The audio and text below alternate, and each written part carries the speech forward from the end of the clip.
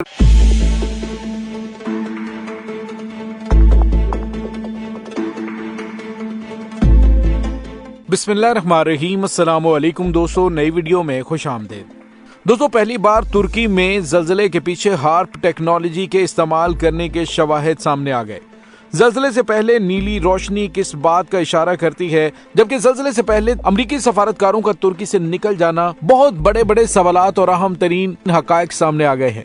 Video की तफसील में जाने से पहले आप देख रहे हैं हकीकत की दुनिया डॉक्टर अली के साथ। हमारा चैनल सब्सक्राइब करके घंटी के निशान को दबाना मत भूलिएगा।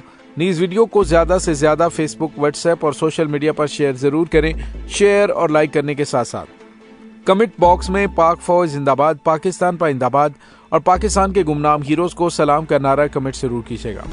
तुर्की में आने वाले ज़लज़ले से इस वक्त 38,000 से ज्यादा अमवात हो चुकी हैं और मजीद अमवात की तादाद बढ़ने का खदशा है, जबकि इस वक्त इंफ्रास्ट्रक्चर बड़े पैमाने पर तबाह हो चुका है।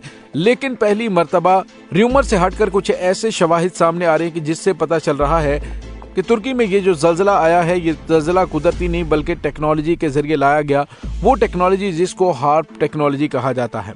दोस्तों, यहाँ पे आपको ये बताते चलें कि ज़लज़ले के बाद एक बार फिर ये थ्योरी सामने आ रही है, जिसमें अमेरिका की जानिब से हासिल की गई पेश की जाने वाली जदीद और अनोखी हार्प टेक्नोलॉजी जानबूझकर गलत इस्तेमाल के इम्कानात को इल्जाम दिया जा रहा है। दोस्तों, हार्प रिसर्च प्रोग्राम, जो कि अमेरिका की रियासत अलास्का में 1993 में अमरीकी फिजाइया, बहरिया और मुतलका एजेंसियों की माली मुआवनत से शुरू किया गया था और उसे बेहतर मुवासलात, नेविगेशन और सिक्योरिटी मकासद के लिए लॉन्च किया गया था। इसके अलावा दुश्मन की नक्लो हरकत पर नजर रखना उनके मकासद में शामिल था। ये प्रोग्राम 2014 में मुकम्मल हुआ और 2015 में से अलास्का यूनिवर्सिटी के हवाले किया गया। हार्प टेक्नोलॉजी की बरकी मकनातीसी लहरों को मुकामी मौसम और आबो हवा की तब्दीली को लाने के लिए दुनिया के किसी भी मुल्क के आयनोस्फेयर, यानी जो कुर्रा अर्ज के इर्द गिर्द गुलाफ होता है, उसको आयनोस्फेयर कहा जा सकता है, उस पर मरकूज किया जा सकता है। इसके अलावा उन लहरों को फिजा में आयनोस्फेयर से वापस मुनक्कस करके जमीन की गहराई टेक्टोनिक प्लेट्स में दाखिल किया जा सकता है, जो कि इसमें इर्ताश का बायस बनती हैं और इस तरह बड़े पैमाने पर ज़लज़ले और समुद्रों में सुनामी का सबब बन सकते हैं। जैसा कि तुर्की में आने वाले मौजूदा ज़लज़ले के बारे में ये कहा जा रहा है कि यह हकीकत है कि हार्प टेक्नोलॉजी मुमकिन तौर पर जमीन की फिजा में खलल पैदा कर सकती है। जमीन के बरकी मकनातीसी मैदान खास तौर पर बैरूनी आयनोस्फेयर की परत में आयंस की सरगर्मियों में इजाफा करती है और यहाँ तक कि इसमें सुराख का सबब बन सकती है। लिहाजा ये बैक वक्त ओजोन की कमी जैसी खतरनाक सूरत हाल से भी ज्यादा मोहलिक साबित हो सकती है। इस नतीजे में बड़े पैमाने पर सुनामी, सैलाब, ज़लज़ले, खुश्कसाली और जदीद मौसमी हालात वगैरह पैदा किए जा सकते हैं। इसके अलावा इसकी बरकी मकनातीसी लहरें किसी भी इलाके में तैनात फौजी दस्तों को दिमागी तौर पर मुतासिर करती हैं, जिससे जहनी उलझन, कन्फ्यूजन और तनाव पैदा होता है और वो बर वक्त दुरुस्त और मुनासिब फैसला करने की सलाहियत से कासिर हो जाते हैं। एक और मनफी असर परिंदों और जानवरों के बायोसेंसर्स पर है, जो कि खास तौर पर उनकी हरकत और सकनात को दुरुस्त समत में रखते हैं और मुतासिर भी करते हैं, और इसकी हयात भी इससे मुतासिर होती है। तुर्की में इस गैर मामूली ज़लज़ले के बारे में क्या सराहियां तकवीत पकड़ती जा रही हैं कि इस कुदरती आफत की बजाय ये एक सोची समझी इंसानी या तकनीकी आफत और दहशत गर्दी है, क्योंकि बहुत से साइंसदान इस पर गहरी तशवीश का इजहार कर रहे हैं। खास तौर पर तुर्की में बहुत से लोगों ने ज़लज़ले से पहले आसमान पर बिजली की एक वाज़ेह झलक देखी। एक नीली रोशनी आसमान पर चमक रही थी, जिसकी कुछ वीडियोस भी सोशल मीडिया पर वायरल हैं। ज़लज़ले के औकात कार और मुल्क और खित्ते की जोग्राफियाई सियासी सूरत हाल की वजह से भी शकूक व शुबहात पैदा होते हैं, क्योंकि हॉलैंड के कुछ थिंक टैंक्स ने 3 फरवरी 2023 से खित्ते में इन बड़े वाकयात की पेशगोई की थी। उनके मुताबिक अगले मरहले में पाकिस्तान, चीन, ईरान, अफगानिस्तान और नेपाल भी इन ज़लज़लों से मुतासिर हो सकते हैं। ये एक परेशान कुन मामला है, लिहाजा इन्हें हर तरह से तैयार रहने की तनबीह की जाती है। इस हकीकत को भी नजरअंदाज नहीं किया जा सकता कि इस ज़लज़ले ने खित्ते के दीगर ममालिक शाम, उर्दन और लिबनान और कब्रस को भी मुतासिर किया है। जैसा कि ज़लज़ला आम तौर पर एक खित्ते के कई ममालिक पर असर अंदाज होता है। दोस्तों, एक तकनीकी नुक्ता काबिल तवज्जो है कि ज़लज़ले के आफ्टर शॉक सिर्फ उन्हीं फॉल्ट जोन में आते हैं जिन फॉल्ट जोन में पहला ज़लज़ला आता है, लेकिन हैरत अंगेज तौर पर तमाम आफ्टर शॉक्स खित्ते के नए फॉल्ट जोन में जारी हैं, जो तकनीकी बुनियादों पर मुमकिन नहीं हो सकते और इस ज़लज़ले को मुतनाज़ बनाते हैं। गुज़िश्ता 2 दहाइयों के दौरान दुनिया में भी तमाम कुदरती आफात शिद्दत और मुद्दत के लिहाज से बढ़ रही हैं और उनके साथ साथ कुदरती तौर पर नहीं बल्कि मौसम और आबो हवा के कंट्रोल या तब्दीली के जरिए नुमा हो रही हैं। मिसाल के तौर पर 2010 में हैटी का जल्जला, 2010 में चिली का जल्जला, सुनामी, इसके अलावा 2011 में जापान का जल्जला और सुनामी, 2006 में फिलिपाइन में बड़े पैमाने पर सुनामी, 2010 और 2023 में पाकिस्तान में आने वाले सैलाब भी इंतहाई मशकूक और मुतनाज़िर बन चुके हैं। हकीकत यह है कि हाप टेक्नोलॉजी दुनिया के किसी भी खित्ते के मौसम और आबो हवा को कंट्रोल करने और तब्दील करने का एक बेहतरीन आला है, जिससे ममालिक की सियासी, समाजी, इक्तसादी और जोग्राफियाई जहद को काबू किया जा सकता है।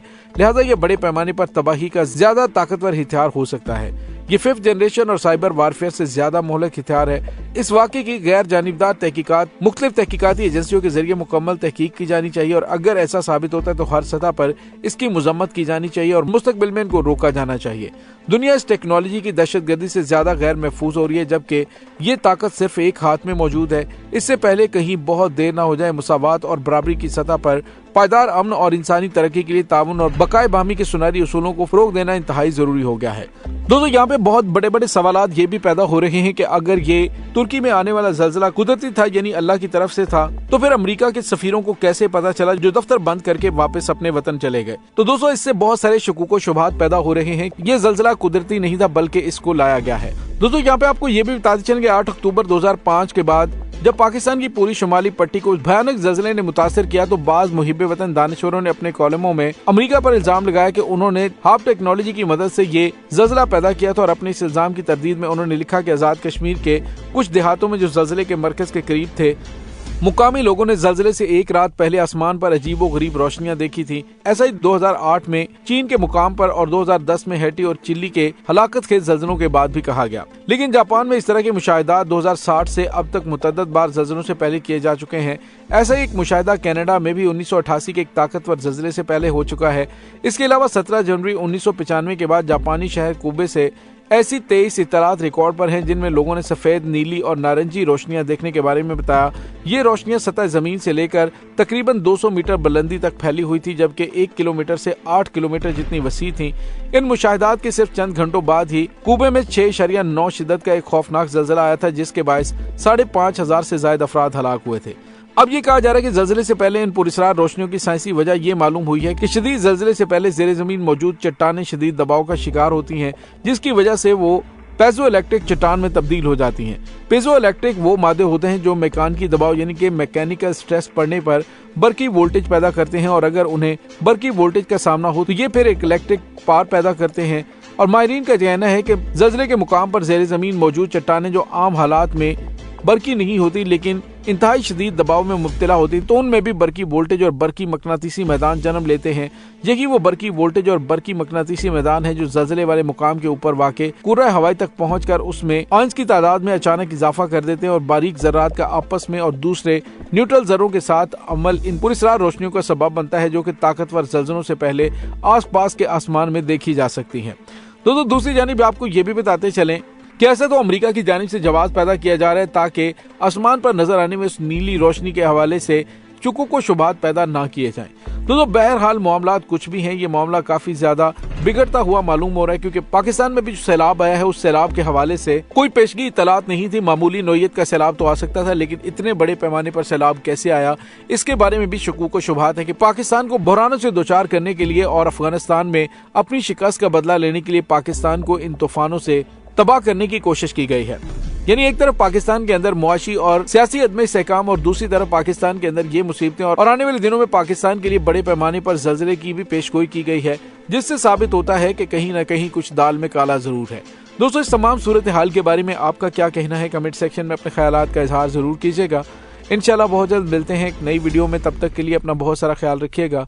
पाक फौज जिंदाबाद, पाकिस्तान पाइंदाबाद, पाकिस्तान के गुमनाम हीरोज को सलाम, अल्लाह वारिस।